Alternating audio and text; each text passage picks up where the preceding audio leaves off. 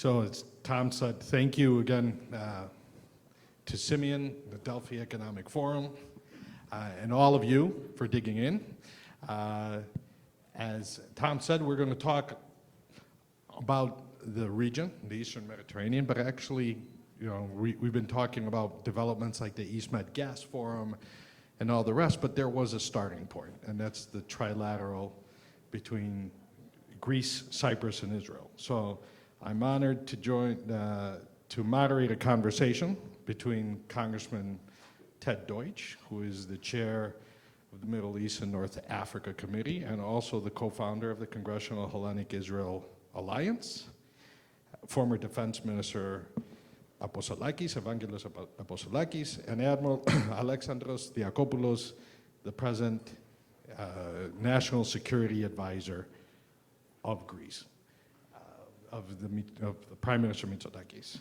Now, I'm sure nobody's here to listen to me, so let's start with you, Congressman. Right now, even in the conversations we've had, the Greece-Cyprus-Israel Trilateral is something that's almost taken for granted here in DC. But when you entered Congress, it wasn't on anybody's radar screen. When you co-founded CHIA, it still wasn't really a policy priority, didn't register in US policy-making circles. There were some former State Department officials who were actually hostile not only to CHIA, but to the trilaterals. So can you take us back to the formation of CHIA and remind us, how the trilateral relationship was viewed by people like you who saw promise in it? Sure. Well, thanks, Endy, and it's an honor to be on this distinguished panel. It's great to be here. When Congressman Bilarakis and I, my friend Gus and I, first started talking about this, there was a sense from people who paid attention to the region that there were these significant opportunities to build this trilateral relationship upon. We weren't structured for it in Congress, frankly. I chair the Middle East and North Africa subcommittee. That's obviously Israel, part of the Middle East, covered by our subcommittee. There is a Europe subcommittee, which has jurisdiction over Greece and Cyprus, and so they didn't work closely together on these issues. It was just as likely that policy discussions about Northern Europe would dominate the Europe subcommittee and not have a place for us to work this out. So we thought if we brought together in a formal way these three countries, we recognized the challenges, the growing challenges that Turkey was presenting. We recognized the economic opportunities. Obviously, the gas fine, the energy fines were really significant. And so we wanted to try to formalize it. I went back and found the op-ed that Gus and I wrote before we launched the caucus, where we said that the new partnership between the Hellenic world and Israel is cause for optimism and offers benefits to the world disproportionate to the size of the nations involved. Close geographic proximity and shared commitment to democracy can contribute significantly to global defense and economic security. That's what we wanted to build upon. That's why we launched the CHIA caucus with the support, your support and so many in this room. And we're really grateful that all these years later, the relationship, the trilateral relationship is so much stronger, and to the extent that we've helped play even a small role here in Washington in formalizing that, that's a good accomplishment. Minister Apostolakis, thinking of pleasant surprises, because the trilateral thing is something that nobody 20 years ago would have really expected, but you served in a government that on its way in, people were making actually bad predictions about relations with the United States, relations with Israel, and anything but those bad predictions came true. Exactly the opposite came true. A pro-Israel government, pro-US government, and one that actually moved regional cooperation forward quite well. How do you view the 3+1, the Israel, Cyprus, Greece, plus the United States cooperation, both in terms of Greece's national strategy and regional stability. Thank you very much, first of all, for this invitation. I have to thank my friend Alexandros, Simeon, and Mr. Zemenides for this, is working? This opportunity to be among all these eminent guests. The political gravity of the East Mediterranean is well known to everyone in this auditorium. However, it is never enough to exchange our perspective of such important matters. I will start stating that as Greece lies in the Eastern Mediterranean, in a rapidly developing and demanding environment with fragile balance, there has been a tenuous effort to address these challenges. Greece has adopted policies that prioritize on national level cooperation, peace and promotion of the country's role as provider of stability in a wider areas of the Balkans and the Eastern Mediterranean. A pillar of this effort is the Trilateral with Cyprus and Israel, which is characterized as one of the most important developments in the region. The relations of the three countries grow deeper, wider, and more institutional. All this is fueled by a convergence of interests, including most obviously security and energy, and offset democratic values. Energy exploration in the Eastern Mediterranean has to be safeguarding against possible threats in order to be able to diversify the energy dependence of Europe. The long-standing involvement of the Syrian crisis with all different players involved, it's a permanent threat. The first thing that I can tell about the importance of this trilateral is to the United States is reliability. As I have been actively engaged in the development of the trilateral the last year, I can admit that it is a healthy initiative. All three countries contribute in the promotion of stability, the handling of challenges in the field of security. There is no hidden agenda. We take into account the important energy perspective on the East Mediterranean, and we seek the peace and stability in this unstable and troubled neighborhood. So, when the U.S. support the trilateral, they essentially support a reliable and stable alliance. The trilateral is flourished of several years. Today, circumstances seems to further fighting this importance. On the first hand, Turkey is contributing, doing its best to disassemble its own reliability, and I am referring to the purchase of the S-400s, the direct threats against the United States and NATO, and the ongoing online activity in the Cyprus Exclusive Economic Zone, among others. Turkey's stance is a permanent destabilizing factor in the region that needs to be compromised. On the other hand, the United States have selected to decrease their footprint in their ability to influence Syrian crisis. So there is a void to be filled. For both above reasons, to bilateral fulfills the prerequisites to the part of the solution, so it becomes more significant, more firmly significant. Another point of view of the trilateral is the permanence of the still greater dilation. This kind of strategy, cooperation, can expand and include the rest of the countries in the region that share the same values for peace and stability.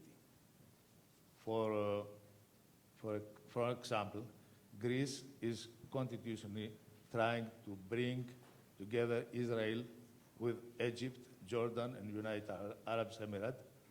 From the positions I have served so far, I can tell that Greece has been extremely active in promoting our military cooperation with these countries. The results are that we have succeeded in bringing together armed forces of Israel and the United Arab Emirates in common exercise. I'm optimistic that this kind of interaction is promising and can lead to a different kind of partnership in the countries in the area of East Mediterranean, and that certainly is important to the United States policy. The bottom line is that we have seen the trilateral with Cyprus and Israel as the guest of what can be achieved in this area in the future. I acknowledge that the United States have defined the above, and I am more than happy by that, by the fact that Washington is paying closer attention to this strategic triangle, has gained to a deep understanding on the ongoing essential value of these three countries, and is getting more involved. For example, the participation of the US's Secretary of State, Mike Pompeo, in the Greece-Cyprus and Israel Trilateral Summit early this year is a tangible proof of the United States support. This involvement will increase still further if the current legislation of progress of the East Mediterranean Act is adopted. I appraise the efforts of Senator Menendez, Rubio, and everyone that has been lobbying for the bill, like the American Jewish Committee and the Hellenic-American Leadership Council.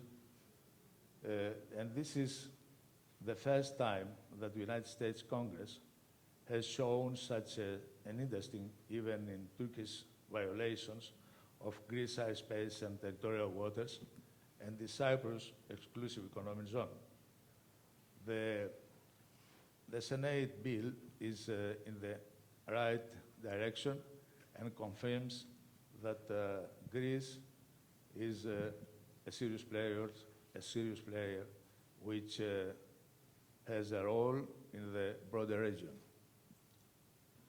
Given the opportunity and being in the same conference with my friend Ambassador Payat, I want to state that Greece and the United States have reached new heights in enhancing their strategic relations, which excellent and multidimensional cooperation. The trilateral is one major component of this relation. I am absolutely certain that our countries will keep on the same direction and invest further on achieving momentum, which constitutes the basis for the reinforcement of the strategic relation among Greece, Cyprus, and the United States. As well, as the development on broader regional cooperation. Having said the above, I summarize my thoughts as follows.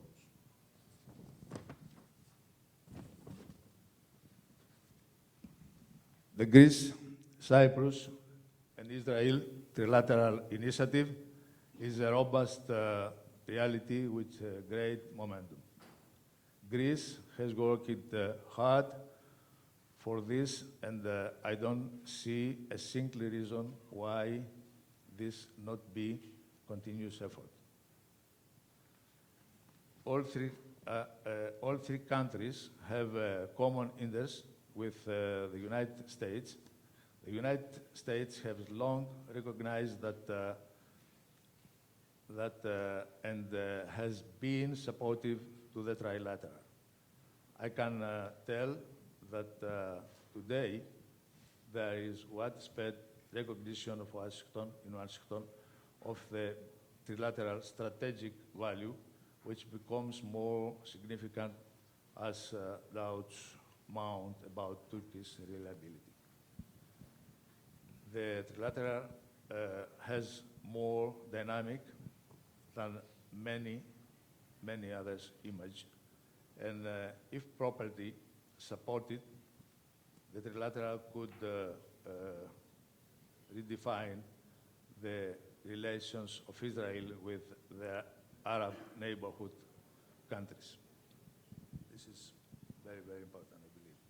Thank you. Admiral, you assumed your duties as National Security Advisor, and the government came in with some good news, right? A well-established relationship with the United States, what people are saying best ever bilateral relations, the trilateral forums like the East Med Gas Forum, the era of trilaterals, but you immediately get challenges. A Turkey that was always kind of belligerent by Greece going overboard now. Syria, as Minister Koumoutsakos noted today at the Atlantic Council, increasing waves, I believe he said 200% more, increasing 200% increased arrivals of refugees and migrants. Lebanon may be falling apart. A Europe that is, nobody knows where the EU is going in terms of single foreign policy. How does the first trilateral and all the institutions that came from it fit into your government's strategy for Greece? Okay, thank you very much, Ed, and I want to thank everybody who's here, and of course the organizers of this wonderful convention. Now, okay, let's see the situation in Greece. I mean, from the point of view of Greece, the security situation. Greece is found in the epicenter of a huge arc of instability, which, I mean, geographically starts from, I could say, even the Baltic Sea, and for sure Crimea, goes through the Middle East, the Gulf, and then the North Africa, and reaches to Libya or even Algeria, maybe. So if you take this geographically, the epicenter is Greece. This is our security situation, apart from Turkey that you referred to. And what else do we have? We have that Greece is the only country in the area which is at the same time a member of NATO and the European Union. But Greece had a 10-year devastating economic crisis. I mean, we lost 30% of our GDP. It was much longer and worse than the crisis in the United States in the 1920s. Okay. So in order to understand it, to see the resilience of Greece and the Greek society. So we had this situation to face. And with the Americans pivot to Asia, remember President Obama said that, and the European Union's inability to become a real strategic power in the area, there was a security vacuum. And nature hates vacuum. And instability has the characteristic of its tendency to expand if left unchecked. Now, the only good news in the whole this bleak picture were the trilateral cooperations, where again, Greece was the main part. It was Greece, Cyprus, and Israel, the one we're talking about, very important. Greece and Cyprus, and Ben-Gurion has seen that half a century ago, are the natural bridge of Israel to the West, into Europe. And now this is being fulfilled with this trilateral. And then we have to see that in a conjuncture with the Greek, Cyprus, Egypt, which might expand to Greek, Cyprus, Jordan, or even Emirates. And this is, in the security architecture of the region, the only game in town. Very important, and this is why the United States have embraced it. And the re-engagement of the United States in Eastern Mediterranean has been facilitated by this trilateral. And maybe it's one of the positive results that the trilateral has brought about. Let's pick up on that theme because, as you noted, you're the chairman of Middle East and North Africa and on the European Affairs Subcommittee as well. So that entire broader region that the Admiral referred to, you deal with every day. And as the Minister noted, the Eastern Mediterranean Security and Energy Partnership, you are an original author and co-sponsor of that in the House. And it builds on, in fact, letters and pieces of legislation that you've introduced over the 7 years of CHIA. Tell us, how do you think that act specifically, and how can U.S. policy, or most specifically the act, meet the policy priorities that you laid out and the stability that the Admiral just described? Sure, thanks. Well, first, and what the Eastern Med Act does is it institutionalizes the relationship. I think that's critical. Some of what's in the act, and as we've heard, the act has gone through the Foreign Relations Committee and the Senate, and I'm confident that the House Foreign Affairs Committee will take it up soon. Senator Menendez and Senator Rubio have done an excellent job moving it along, and Congressman Bilrakis and Congressman Cicilline and I have been trying to do the same in the House. Some of what's in the bill has already happened. Lifting the arms embargo on Cyprus, I think, was really critical, and that we've been able to move forward on. The creation of the Eastern Med Energy Center, again, I think as a way to ensure that the focus is always there. It's not dependent upon the whims of a minister in one country or another, but that there's a constant focus. I think that's critical, and addressing what Turkey's doing, I think, is also an important part of the legislation. We get asked all the time about, people raise the challenges that we have.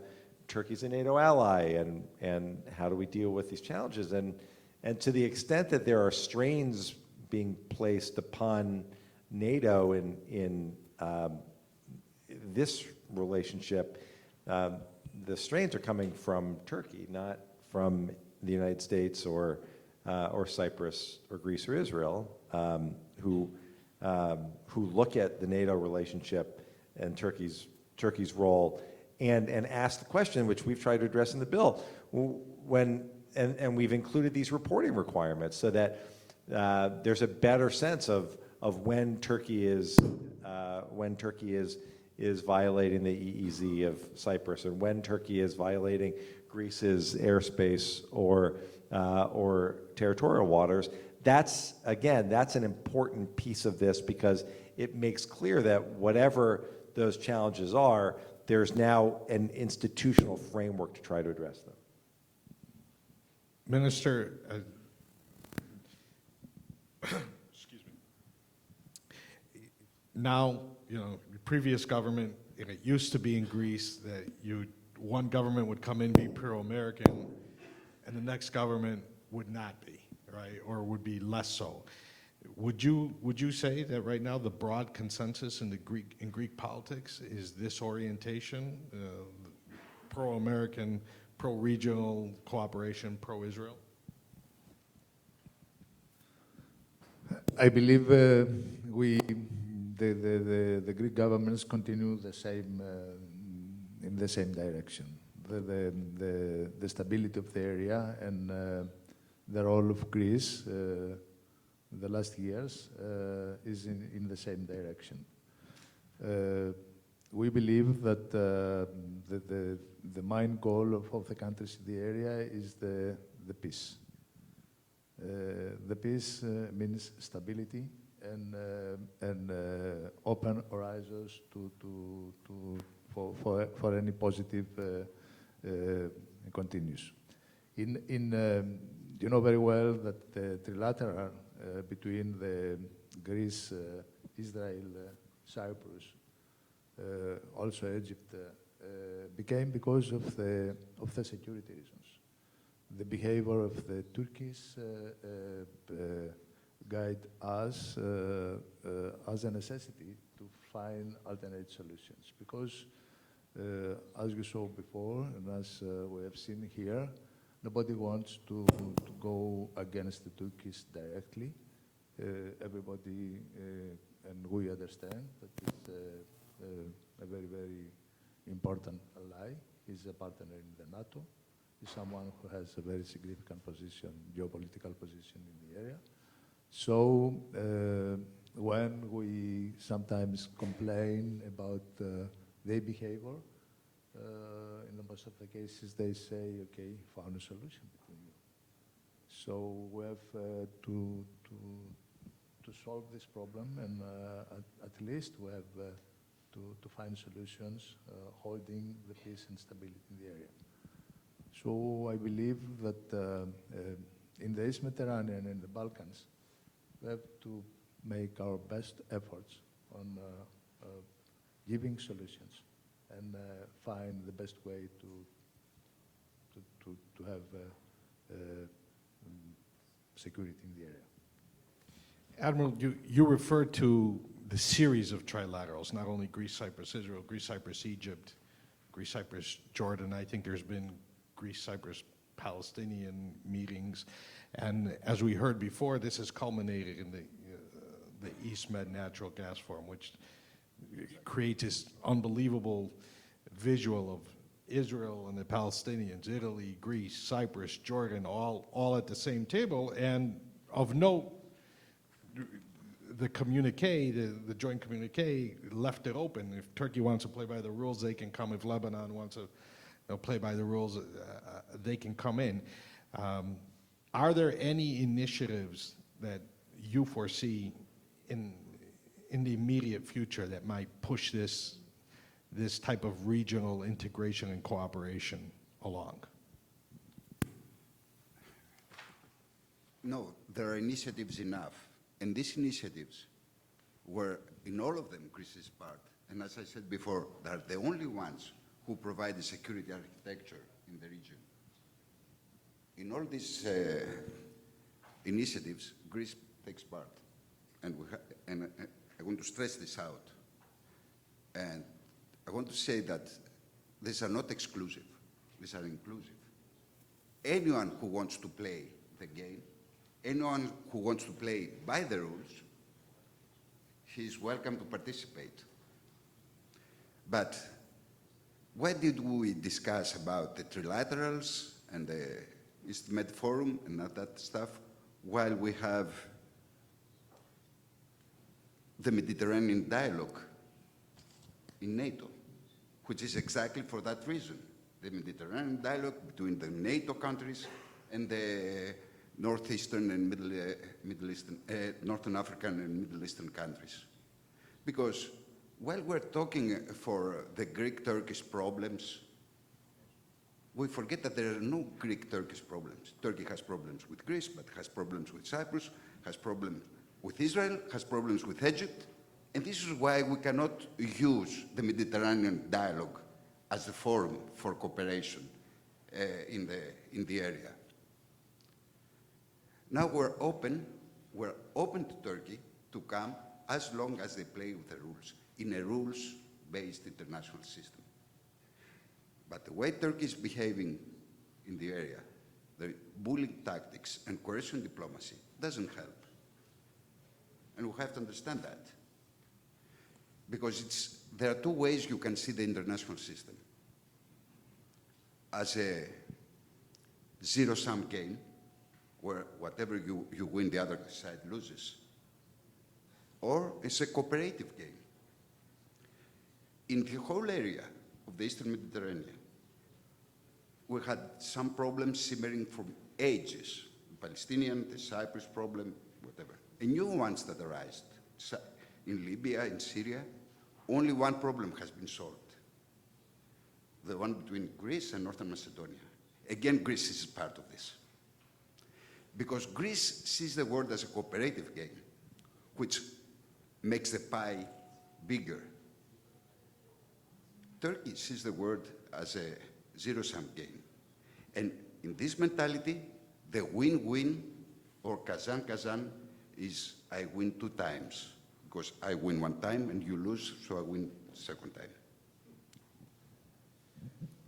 You know, Congressman, since we have a lot of visitors from Greece and we're approaching presidential primary season and an election, can you give us a little insight in what role you think foreign policy is going to play in this election, and how some of the issues that we're discussing right now might animate the American public?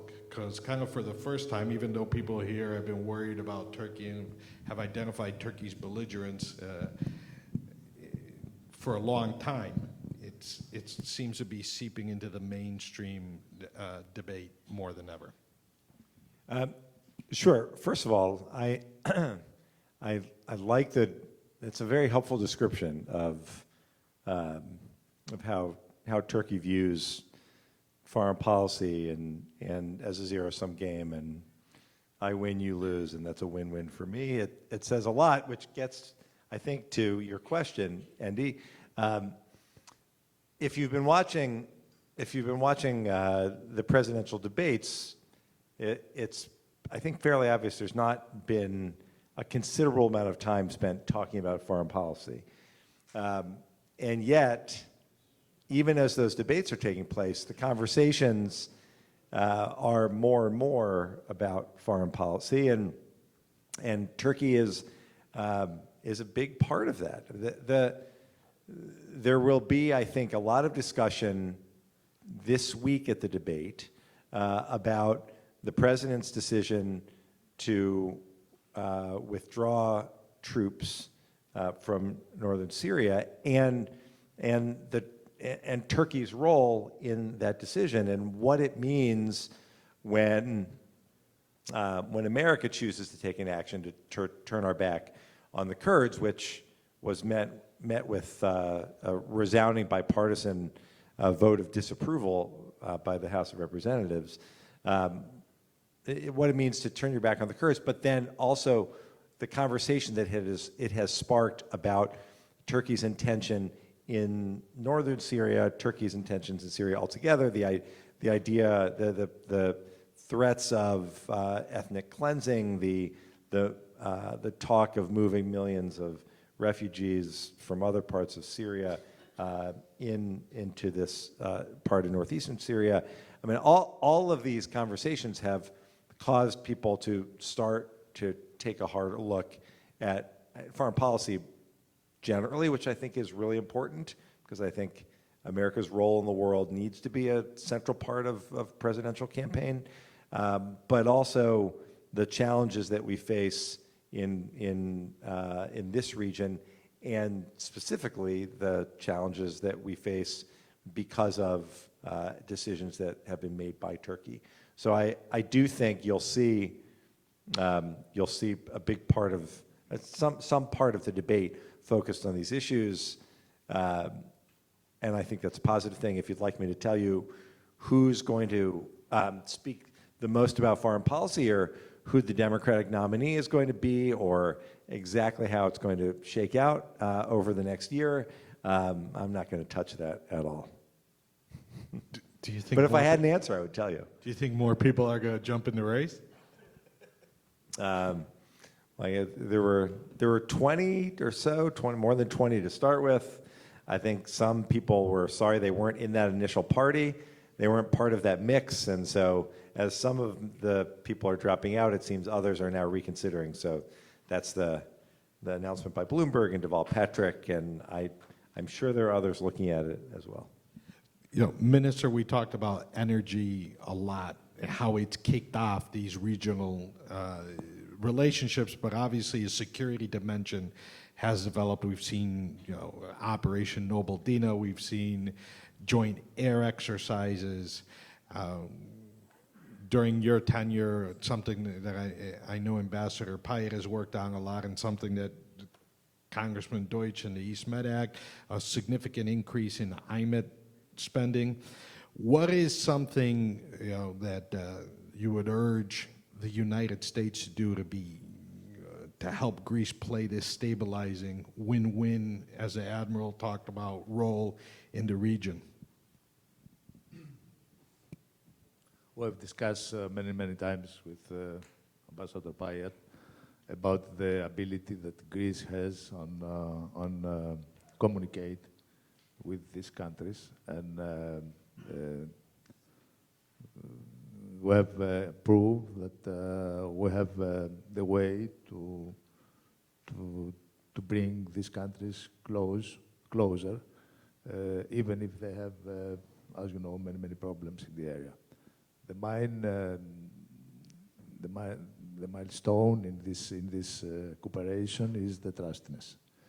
So I believe, and the United States has to see that this cooperation needs to be supported and be covered by the United States. Is on the right direction. Our cooperation with Israel and with the other countries, but mostly with Israel, by the exercise, by the military training and all these programs we have the last 4 years, proves that slowly countries have more trust to cooperate even in the most difficult exercise, because as you know, we start with very simple exercise, and then we have exercise like the Noble Dina, which is a very improved exercise. Somebody has to play the role of the big one in the area, who has to say to somebody, okay, you have to respect at least the international law, the rights of the country. Otherwise, there is no base to cooperate with. There is no base to survive. So what we want from the United States, and we have discussed many times, is this support. Political support, coverage, and approval of this kind of cooperations, and extending all his power to support the peace and stability in the area. Can I just say one thing in response to that? When Congressman Bill Rakis and I traveled to Greece and Cyprus during the summer, and the meetings that we held in both countries, with a stop in Israel as well, but it was the Eastern Med tour. But the meetings that we had were really exemplified this kind of commitment to strong, in each case, strong bilateral relationships between Greece and the United States, between Cyprus and the United States, and then the importance of this growing trilateral relationship and the United States as well. Gus and I were both, we weren't surprised, but it was so reaffirming to see the level of commitment to strengthening the relationships and the importance of those relationships when challenges outside, just on the outside of this region, are so great. Admiral, we talk a lot about good news and positive developments. And even though we've alluded to them in a lot of the, whether it's the Eastern Med Act or a lot of the relationship institutions have been built, they have a built-in hedge against Turkey, right? We heard just now from the Cypriot foreign minister, the congressman talked about the reporting on Turkey's violations in the Aegean. What's a flashpoint that you're worried about? What's a red line that you are worried about that may cause the situation to go out of control? That's a difficult question, but okay, I will reply. First of all, we discussed a lot lately, or since morning in Atlantic Council, about the Greek-American relations being so good as something, as a new development. The new development is the atmospherics. Greece and the United States had good relations since 1821. Okay? And in any major conflict, war, whatever, we were always on the same side. Let's not forget that. Reliably and always. Which cannot be said about Turkey. I don't mean to denigrate Turkey, but we have even recent examples as the Second Iraqi War or the two world wars and whatever. Now you ask me, what is the red line? Red line is Greek sovereignty. And even there was an article, like an interview of mine in a Greek newspaper this Saturday, and I said, if they go to the Greek continental shelf, we will react. And this is clear. Okay, thank you. So I promised the congressman, because he's gotten called in for a hearing, that we'd wrap up just a little ahead of schedule. And one of the things just a few weeks ago in the presence of Ambassador Lalakos and Lysiotis, we declare every year there is a Athens Wishner Award given, and this it's a perfect time to talk about it, given this panel that we forget 30 years ago that the countries that we are talking about had not even exchanged ambassadors with each other. And people in civic society and in the diaspora, and mainly the then patriarch of the Greek-American community, Andrew Athens, and his friend who was the president of the AJC, Maynard Wishner, mobilized a lot of resources, went to Athens and Jerusalem and Nicosia, and that helped kick off an era of diaspora cooperation and government cooperation that we're celebrating today. And since that happened during the first Mitsotakis government, I thought it would be especially appropriate to have the National Security Advisor of the present Mitsotakis government bestow the Athens Wishner Award for 2019 to Congressman Ted Deutch.